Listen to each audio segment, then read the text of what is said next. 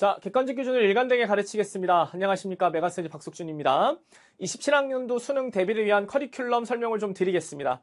26학년도 수능이 끝나고 난 이후에 여러 가지 후기들 그리고 제가 학생들에게 피드백을 받아보면 결국에는 수능은 똑같은 출제도가 반복되는 것이고 그 똑같은 출제도가 반복되는 과정 속에서 인사이트가 중요한데 그 인사이트는 제가 커리큘럼 상황에서 말씀드렸던 구조 안에서 나옵니다. 알겠죠? 그래서 올해 현대시 같은 경우는 회복 됐죠? 그 다음 고전 시간은 26년 9월 평가원에 나왔던 패턴과 동일하게 냈고 현대소설은 처한현실을 바탕으로 한 인물 간의 관계를 제가 강조했으며 고전소설은 예외적 상황에 주목해라.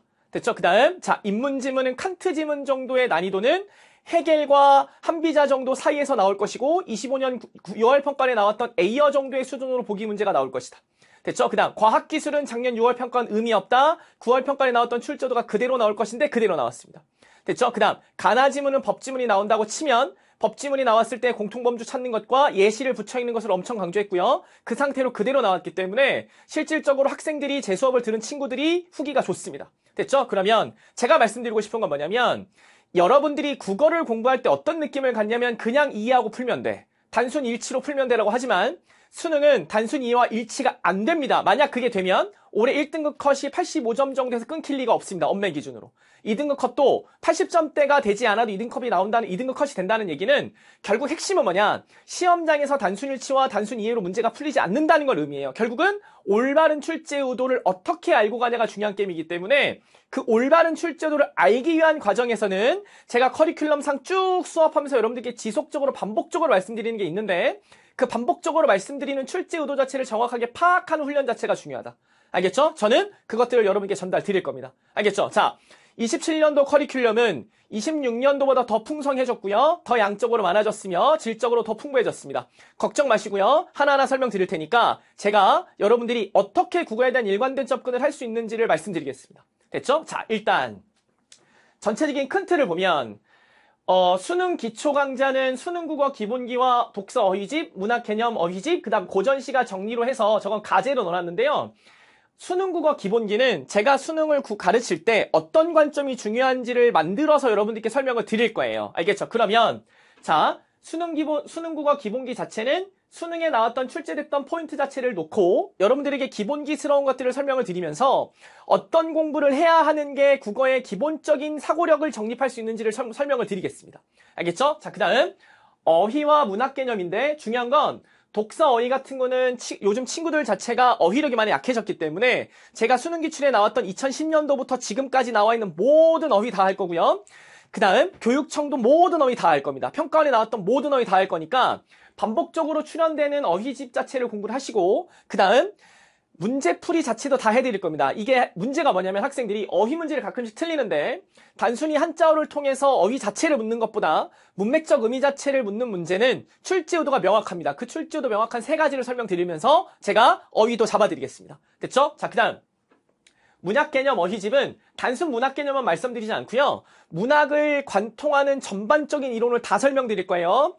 내용 자체는 개념집이지만 개념이 아니라 전체적으로 문학과 관련된 이론들을 다 설명드릴 겁니다. 알겠죠? 그래서 교재 내용 말고 교재는 개념집과 관련된 것들만 넣어놨지만 여러분들이 추가로 필기하면서 학습할 수 있는 것들을 제가 다 넣어드렸으니까 문학개념 어휘집은 내가 문학개념이 약해서 듣는 게 아니라 문학을 공부함에 있어서 내가 문학의 기본적인 수능에 관련된 어휘 플러스 그 다음 문학과 관련된 핵심 개념들을 가르친다. 됐죠? 그 핵심 이론들을 가르친다고 설명하시면 될 것 같습니다. 그 다음 자 고전시가 정리는 아직 명칭은 정해지지 않았는데요. 이거는 제가 메가북스와 협업을 통해서 여러분들에게 여름방학 시즌에 7, 8월 정도 혹은 빠르면 5, 6월 정도에 오픈을 할 거고요. 지금 기획이 들어갔고 차근차근 나오면 제가 교과서 개념 자체에 나와 있는 핵심 고전시가들을 다 정리해서 수업을 해드릴 겁니다. 알겠죠? 그러면 만약에 고전시가가 약하다고 보면 제가 나중에 고전시가를 따로 정리할 수 있는 힘 자체를 길러드릴 수 있도록 준비해 놓겠습니다. 됐죠? 요거는 5월 이후에 오픈할 예정입니다. 자, 그 다음 메인으로 갑시다. 바로 메인으로 가면 자, 박석준의 시작이라고 돼 있는데 이게 작년에는 우암시였습니다. 이게 우리 함께 시작이었는데요. 이제는 명칭을 바꿔서 박석준의 시작이라고 들어갈 거고 그 다음에 도약, 박석준의 도약 그리고 파이널로 들어갈 거예요. 자, 포인트는 뭐냐면 박석준의 시작은 문학을 원투로 나눠놔서 현대편으로 현대시, 현대소설, 고전편으로 고전시가 고전소설로 나눠놨고요. 독서도 미시와 거시를 다 강조드리기 때문에 제가 미시적인 측면에서 여러분들이 글을 읽을 때 중요한 포인트가 뭔지를 잡아드릴 거고, 거시적인 측면은 큰 틀을 기준으로, 거시적인 큰 틀을 기준으로 미시적인 것까지 잡아갈 수 있는 힘 자체를 길러드리려고 세분화해서 만들었습니다. 알겠죠? 그래서 문학과 독서는 각각 교재가 4권씩 들어가고요. 해설지는 제가 수업했던 내용 자체를 그대로 담았고 누구보다 해설지를 더 공들여서 만들었고요. 그 다음 중요한 건 색깔별로 저희가 다 칠해놨기 때문에 여러분들이 학습하시는 데 있어서 엄청나게 도움을 받으실 겁니다. 됐죠? 자, 그 다음 압축집 같은 경우는 중요한 게 뭐냐면 시작을 공부하고 난 다음에 한 번에 정리하면서 복습할 수 있도록 정리해 드릴 거예요. 알겠죠? 요거는 시작이 끝나고 난 다음에 6월 평가원 보기 직전에 저희가 만들어서 올려드릴 테니까 지금은 요 시점에서는 시작 공부 많이 하시고요. 나중에 6월 평가원 보기 직전에 제가 정리 한번 해드릴 때 압축집으로 정리하시면 됩니다. 됐죠? 자, 평가원에 나왔던 문제들과 평가원에 나왔던 지문들로만 제가 연습시켜 드릴 거고 평가원에 나온 것들로만 접근을 하기 때문에 여기서 배웠던 것들을 그대로 접근하시면 돼요. 자, 그러면 시작은 제가 어떻게 구성했냐? 25년 6구 수능, 26년도 6구 수능. 됐죠? 그럼 최근 2개년 동안 나왔던 6개의 시험 중에 트렌드가 지속적으로 반복되는 경향이 있고 반복되는 경향과 다르게 새로운 유형이 있으면 제가 교재를 개정할 때 최소 10개년 이상의 평가원, 교육청, 사관학교, 경찰대 시험을 다 봅니다. 알겠죠? 다 보고 여러분들이 시작책에서는 올해 수능을 위해서 필요한 사고력의 경계를 만든다고 생각하시면 될 것 같아요. 알겠죠? 다른 거 안 해도 됩니다. 제가 올해 나왔던 트렌드, 지금 선배들이 봤었던 수능 트렌드에 필요한 문장, 필요한 단어, 알겠죠? 그 다음 필요한 문학에 대한 개념들만 설명하기 때문에 10개년을 다 본 거예요. 그러니까 고1, 고2 것 같이 제가 다 봤기 때문에 여러분들이 수능에 필요한 사고력에 관련된 검증이 된 것만 제가 수업할 거라서 요것만 수업을 해주시면 여러분들이 다른 거는 고민 안 하셔도 된다. 알겠죠? 그렇게 하면 됩니다. 자, 그 다음 언어 같은 경우는 문제에다 손글씨까지 하나하나 해설을 다 써서 해설지를 좀 더 완벽한 툴로 만들어놨습니다. 자, 언어는 기본적으로 암기가 필요하다고 생각하시겠지만 제가 여러분들께 말씀드리는 건 내신을 통한 암기와 수능을 위한 암기는 다릅니다. 알겠죠? 그러면 수능을 위한 암기 방향으로 제가 사고력을 전환시켜 드릴 거고 만약에 내신을 하지 않았거나 화작을 하다가 엄매로 바꾸는 사람들 입장에서 처음 시작하는 분들이라고 본다면 제가 여러분들께 해드리고 싶은 건 뭐냐면 언어에서도 필요한 범위를 정해드릴 테니까 그 필요한 범위를 정해드린 것 안에서만 움직이십시오. 알겠죠? 자, 26년 9월 평가원에 보조사 문제가 딥하게 나왔는데 그 보조사 문제는 제가 가감히 말씀드렸습니다. 지식적인 측면이기 때문에 수능에서 절대 낼 수 없다라고 말씀을 드렸고 절대 안 나옵니다. 알겠죠? 안 나옵니다. 나올 수가 없어요. 왜냐하면 평가원은 정해진 틀이 있어요. 그 틀을 벗어나는 공부를 통해서 여러분들이 자꾸 사고력을 확장시킨다고 착각을 하시는데 중요한 건 뭐냐면 기본적인 틀에서 대처할 수 있는 방안을 만들어놔야 그러면 선생들의 역할은 뭐냐면 이거는 오바야, 이건 오바하지 않았어 정도를 정해줘야 돼요. 그 정해주는 게 선생들의 역할이지 여기까지 나왔으니까 이제는 여기까지 공부해야 되는 전 선생이 아니라고 보는 겁니다. 알겠죠? 그래서 제가 이건 만들어 드릴 테니까 정확한 경계를 토대로 공부합시다. 알겠죠? 걱정 마십시오. 자, 그러면 이렇게 보세요. 시작을 통해서 공부하는 게 예를 들면 나는 수많은 문제를 풀어보고 싶어. 겨울방학 때부터 여러분들이 사설이나 많은 주간지들을 풀 건데 그 사설과 주간지를 제가 지금은 하지 말라고 말씀드리는 이유가 뭐냐면 계속 말씀드렸죠. 정확한 틀의 사고력이 필요한데 사설이나 단순 해설이 없는 주간지를 풀면 여러분들이 행동으로만 국어를 공부해요. 단순 일치로만 공부를 하거나. 그러니까 그게 문제라고 보는 거예요, 저는. 그러니까 잘 보세요. 1등급 컷이 85에서 87 정도가 나오는 지금 시점에서 선배들이 주간지나 사설을 풀면서 시간 재는 연습을 안 했을까요? 아니란 말이에요. 왜 그런 성적들이 나오냐라고 보면 특정한 틀이 없이 내가 혼자 읽고 이해해서 문제를 풀어버리니까 문제가 생기는 겁니다. 안 좋은 습관이 너무 많이 들어요. 그러니까 틀 자체만 잡아드리면 되는데 그 틀을 잡는 사람이 없는 거죠. 사설을 통해서도. 제가 그걸 도와드릴 거예요. 그러면 객관적 기준, 시작, 도약, 엔제, 하프 모의고사로 올해는 객관적 기준을 조금 더 디테일하게 나눠놨는데 이게 저의 지금 시그니처가 됐는데 자 보세요.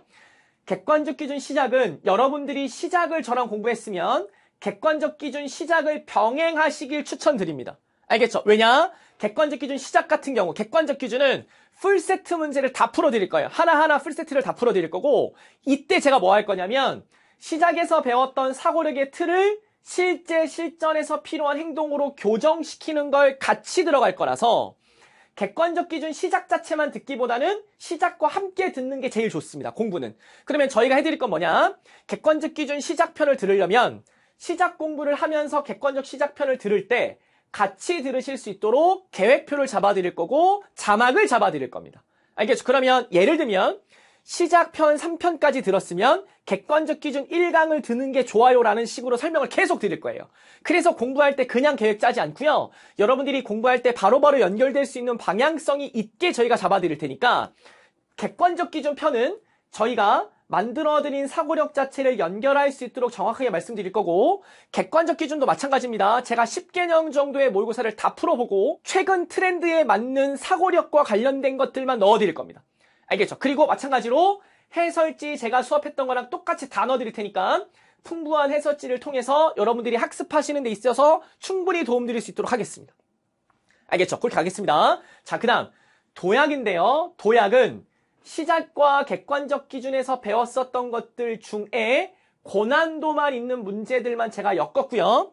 작년 6구 수능에 나왔던 패턴 자체가 분석을 통해서 동일한 패턴들이 있는 것들을 메인으로 수업해 드릴 겁니다. 그러면 최근 트렌드에 대한 수업 내용 자체가 들어갈 것이고 최근 트렌드를 많이 배우시고 나면 고난도에 대한 도약 자체를 공부할 거라서 이걸 통해서는 진짜 평가원이 원하는 사고력이 뭔지를 제가 설명드릴 겁니다. 알겠죠? 그러면 이 공부는 2월이나 3월쯤, 2, 3월 사이에 저희가 오픈을 할 거고요. 2, 3월에 오픈을 하면 말씀드렸죠? 객관적 기준 도약편과 같이 연결해서 수업하실 수 있도록 만들어 드리겠습니다. 객관적 기준은 제가 해설지뿐만 아니라 여러분들에게 주간지 개념, 엔제 개념으로 들어갈 건데 객관적 기준은 해설지뿐만 아니라 제가 모든 수업 해설 다 해드릴 겁니다. 알겠죠? 자, 시중에 나와 있는 주간지들은 해설이 없습니다. 그러나 제가 해설 다 해드릴 거예요. 그러면 여러분들은 뭐만 하면 되냐? 혼자 풀고 혼자 고민할 시간에 제 거 같이 하시면 돼요. 제 거 같이 하십시오. 제 것만 하십시오. 제가 뭐 드릴 거냐? 잡아놓은 걸로 똑같은 패턴으로 모든 기출 다 풀어드릴 겁니다. 최근 5개년, 6개년, 7개년 다 풀어드릴 테니까 중요한 건 뭐냐면 박석준이 생각하는 사고력과 내가 생각하는 사고력 자체가 뭐가 다른지를 찾아가는 게 제일 중요해요.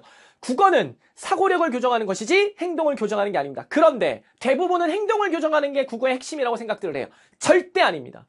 알겠죠? 9등급 봤던 제가 연대 갔습니다. 그러면 제 말이 맞죠? 제 말이 맞지 않을까요? 처음부터 공부 잘해서 가르치는 거 아닙니다. 못했던 사람이 연대 갔으니까 9등급 받던 사람이 공부해서 갔으면 그 사람이 가지고 있었던 사고력의 기준 자체가 뭔지를 배우시는 게 맞죠. 됐습니까? 알겠죠? 오케이. 자, 그 다음 파이널은 자, 올해 이 행동지침이 인기가 많았습니다. 여러분들 행동지침 인기가 많았고 왜 인기가 많았냐? 이거는 저희가 9월 평가원 보기 직전에 오픈을 할 건데 9월 평가원 끝나고 나면 박석준이 맞았어 해서 인기가 엄청 맞았습니다. 왜냐면 제가 행동지침을 만들 때 단순 행동지침을 만드는 게 아니라 작년 6구 수능, 재작년 6구 수능, 그 재작년 6구 수능 총 3개년의 6구 수능을 다 분석하면 총 9번의 시험인데 그 9번의 시험에서 공통되는 행동지침만 가르쳤습니다. 즉 도약은 한 지문 한 지문 한 지문이 갖고 있는 논리성 자체를 설명하는 데 제가 초점을 맞춘다고 본다면 행동지침은 여러분들이 똑같은 출제 의도가 지속적으로 반복되고 있음을 확인하면 이걸 통해서 내가 어느 정도의 논리성이 만들어진 상황에서 앞으로 보는 수능은 이런 패턴 자체를 내는구나에 대한 공통적인 것만 제가 가르칩니다. 그러면 그 틀 안에서 문제가 다 출제됩니다. 됐죠? 그 다음 더 파이널 같은 경우는 제가 예상을 해드리는 건데 제가 점쟁이도 아니고 사실은 맞추는 건 우연인데 더 중요한 건 뭐냐면 제가 맞추는 거가 초점이 아니라 얘들아 올해 포인트는 우리가 작년까지 배웠던 것들과 달라지는 게 이거야. 그러면 선생은 그 달라지는 포인트를 아이들한테 설명해 주는 게 선생입니다. 됐죠? 그러면 제가 그걸 설명을 드릴 때 이런 포인트 자체에 꽂혀 있는 것 같아 평가원이. 그게 올해 9월에 나왔던 회복이라는 개념, 6월에 나왔던 회복과 지향이라는 개념이고 그게 올해 수능에 그대로 다 튀어나온 겁니다. 서두에 말씀드렸던 내용 자체가 다 튀어나왔어요. 그렇기 때문에 여러분들이 더 중요한 건 뭐냐면 제가 출제오도는 계속 봐드릴 거니까 문제는 시작과 도약, 그 다음 객관적 기준을 통해서 근원적 실력 자체를 지속적으로 올리셔야 돼요. 단순히 읽고 풀지 마십시오. 알겠죠? 절대 단순히 읽고 풀지 말고 지속적으로 저와 사고력을 맞춰가면서 내가 어디에서의 사고력 자체가 잘못돼 있나, 어디서 사고력이 어긋나나를 교정하는 게 제일 중요하지 단순히 읽고 문제 풀면서 많은 양을 친다고 국어 성적은 절대 오르지 않습니다. 알겠죠? 오케이. 자, 그 다음 객관적 기준을 좀 설명드릴 건데 시작편과 도약편을 말씀드렸고요. 객관적 기준 NJ라고 말씀을 드리는 건데 올해는 제가 사설 모의고사를 넣어드릴 겁니다. 알겠죠? 객관적 기준 NJ는 연구실 자작 문제뿐만 아니라 사설 문제를 넣어드릴 거고 그 사설 문제를 통해서 여러분들이 학습할 수 있는 NJ 자체를 만들어 드릴 거예요. 그러면 제가 자신 있는 건 뭐냐? 사설은 문제를 잘못 내는 게 너무 많습니다. 그리고 평가원처럼 내지 못하는 것들이 많고 평가원처럼 좋은 문제도 당연히 있겠지만 제가 사설 NJ를 해드리는 이유는 여러분들이 평가원에 만들어 놓은 사고력으로 사설을 보는 눈을 만들어 드릴 거예요. 그러면 파이널로 가면 갈수록 많은 사설들을 풀 텐데 제가 유형화를 해드릴 겁니다. 사설이 문제를 잘못 내는 패턴 그리고 사설이 평가원처럼 좋은 문제들도 당연히 만들어 드릴 건데 이렇게 내는 게 사설이다. 그러면 여러분들이 마지막에 파이널 모의고사를 풀 때 사설 모의고사를 많이 풀 때 이건 석준쌤이 말했던 유형에 들어가서 잘못된 문제들이야. 그러면 사설이 어디서 문제를 잘못 내면 제가 그 문제를 어떻게 좋게 바꿔드릴 거야 라는 식으로 공부를 하시면 돼요. 됐죠? 그래서 사설 NJ까지 올해 포함을 시켜서 여러분들이 객관적 기준, 즉 평가원이 원하는 패턴 자체의 기준 안에서만 사설을 보는 시야를 만들어 드리겠습니다.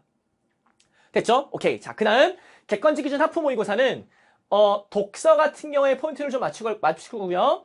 독서 같은 경우는 하프 모의고사는 리트 지문입니다. 그러면 그 리트 지문은 평가원에 나왔던 출제도와 동일한 것들만 추려놨습니다. 알겠죠? 쓸데없는 추론 사고력 안 낼 겁니다. 알겠죠? 그거 안 날 거고요. 평가원에서 원했던 패턴 자체의 사고력 자체만 추려서 문제를 바꿨고 지문도 평가원에 나온 기준 안에서만 움직일 겁니다. 알겠죠? 그래서 하프 모의고사까지 만들어주시면 객관적 기준 시리즈가 완성이 됩니다. 자, 중요한 건 객관적 기준 자체만 수강하셔도 좋습니다만 제가 어차피 객관적 기준 자체만 수강하셔도 좋은 걸로 만들어 드릴 건데 더 중요한 건 뭐냐면 시작과 도약을 연결해서 수업할 수 있는 패턴 자체로 만들어 드리는 게 여러분들이 효용성이 더 크다고 봅니다. 그리고 NJ 개념으로 만들었다 하더라도 NJ를 말씀드렸죠. 대부분의 학생들은 문제 그냥 풀고 버려버립니다. 그러나 큰일 나요. 그렇게 하면 사고력을 평가원의 기반으로 한 베이스 안에서 움직이셔야 됩니다. 그리고 제가 말씀드렸죠. 10개년, 15개년 기출 다 봤고요. 그 다 본 기출 안에서 최근 트렌드만 추린 것이기 때문에 사고력의 경계를 세우는 데 도움이 될 겁니다.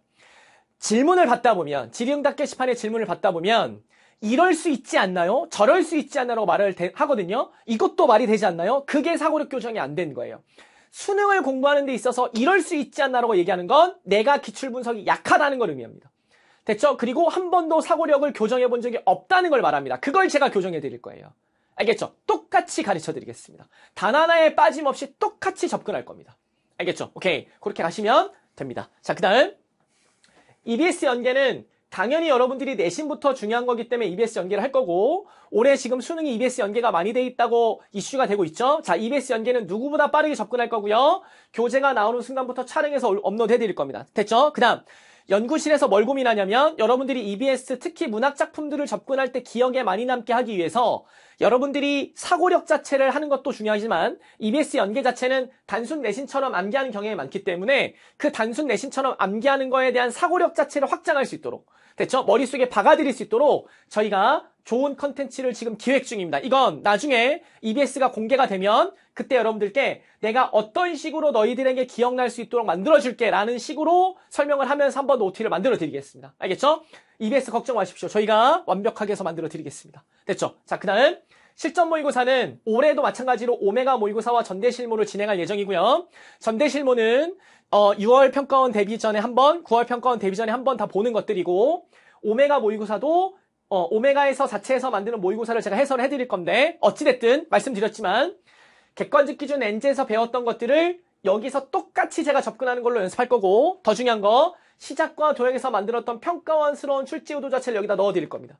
알겠죠? 오케이. 그러면 제가 수업해드린 거 보면 객관적으로 접근하는 게 이렇게 하는구나 하는 걸 배우셔야지 행동으로 접근하면 국어는 절대 안 됩니다. 알겠죠? 제가 계속 말씀드립니다.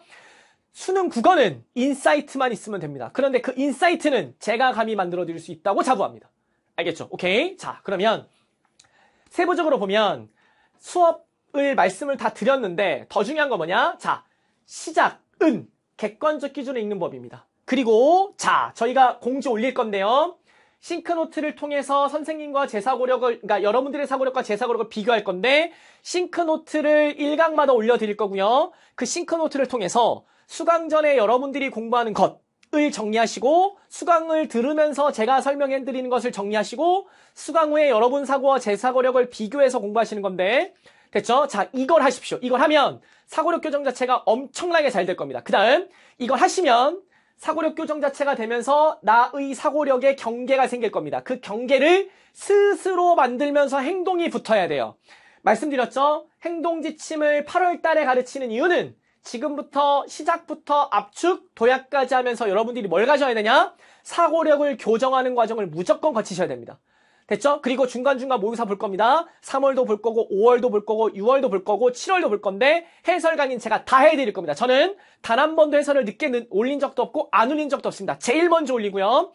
여러분들에게 배웠던 것들 그대로 교정하고 있으니 배웠던 것들 그대로 접근하고 있으니 걱정하지 마. 내 수강생들 걱정하지 마. 쌤처럼 풀 수 있어라는 걸 증명해드리려고 해설 강의를 찍어드리는 겁니다. 알겠죠? 그러니까 여러분들이 똑같이 제가 말씀드리는 것들만 그대로만 따라오시면 싱크노트를 통해서 사고력 교정 자체가 얼마나 효과가 되는지를 볼 겁니다. 그리고 싱크노트를 통해서 사고력이 교정되는 과정은 인강에서는 저희가 프로그램을 운영할 건데 마스터마인드 코칭이라고 마마코라고 불립니다. 게시판에 있을 겁니다. 됐죠? 그럼 여러분들이 학습한 걸 저희가 올려주시면 3등급, 4등급 받다가 혹은 나이가 많아서 수능을 준비했었던 친구들이 메디컬 간 친구들 위주로 조교를 짜서 여러분들이 공부한 걸 보고 부족한 걸 피드백 해드리는 과정 자체를 보여드릴 거예요. 그리고 잘하신 분들은 명예전동도 올려드릴 거고 수료증도 드릴 겁니다.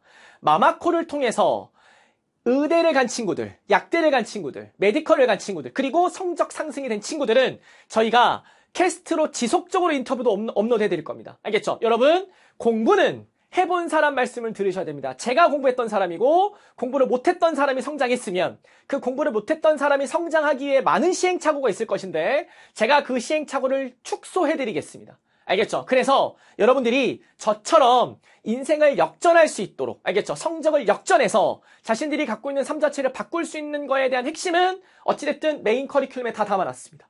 됐죠? 이걸로 잡아드리겠습니다. 됐죠? 자, 그 다음 하나만 더. 자, 시작에는 화법과 장문이 없는데 도약에 화법과 장문을 넣어놨습니다.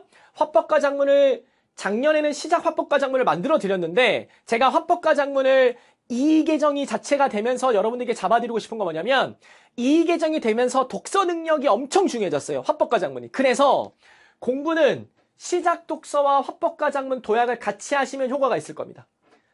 아시겠죠? 그렇게 해서 화법과 장문까지 정리해드렸습니다. 됐죠? 자, 그 다음 말씀드렸죠?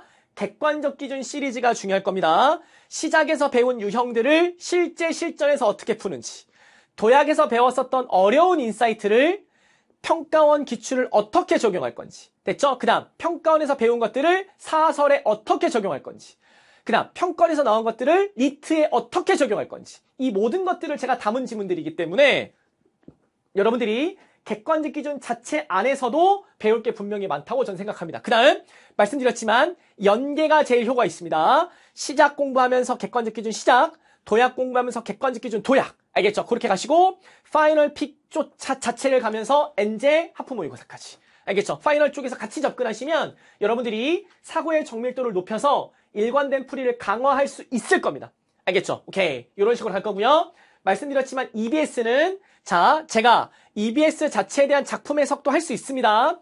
내신틱하게 여러분들과 상황을 그리고 상상하고 공감하며 능력하면서 똑같이 읽어드릴 수 있어요. 기존에 나와 있는 모든 선생님들처럼 똑같이 문학 수업할 수 있습니다. 단 평가원처럼은 아닙니다. 평가원은 논리성이 중요하고 EBS는 어느 정도 내신이 반영되기 때문에 제가 내신틱한 수업을 많이 해드릴 건데 더 중요한 건 어찌됐든 기억에 많이 남을 수 있도록 연구실에서 여러 가지 툴을 만들고 있으니 그건 EBS 수업 오픈할 때 공개하겠습니다. 알겠죠? 그렇게 가겠습니다. 다 됐죠? 자, 여러분 저와 함께 시작하시고 됐죠? 그 다음 객관적 기준으로 석주니어의 국어 완성. 자, 원래는 제가 수업 시간에 기요미드라 많이 하는데 친구들이 후기 같은 거, 댓글 같은 걸 데려주면서 뭐라고 했냐면 석주니어 파이팅 하면서 제가 이제 석주니어라는 거를 쓰기로 했어요.